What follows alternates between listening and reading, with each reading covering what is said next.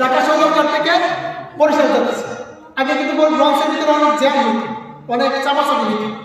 এই অবস্থায় একটা লোক জায়গা পায়, তখন মনে মনে চিন্তা করতেছে যদি আল্লাহ রাব্বুল আলামিন এইভাবে হাত না দিয়ে যদি নাট সিস্টেম করে দিত, নাট যদি লাগাই দিত তাহলে সুবিধা হতো। ওই নাটগুলো হাত পায় নাটগুলো মিলে ব্যাগের ভিতরে ছুঁয়ে দিতাম, ও সকালবেলা আমার নাটটা লাগাই দিয়েছিল। এই কাজটা কেমন হলো? এটা এইভাবে যদি দিত আমার জন্য কি হইতো? ভালো হইতো, কেন জায়গা কম, আমি পা রাখতে পারতেছি না, হাত রাখতে পারতেছি না। যদি আমার হাত পাউডার লাগিয়ে দিত, নাট দিত, নাট খুলে কি করতাম, ব্যাগের ভিতরে রাখতাম, সকালবেলা আবার নাট লাগাই দিয়া চলে যেতাম। এই চিন্তা করতে করতে এক জায়গায় বৈশাখ হয়ে গেছে। সকালবেলা উঠে দেখে আছে দেখছি ওই দেখছি নিয়ে গেছে। কিসে নিয়ে গেছে? শুনে নিয়ে গেছে।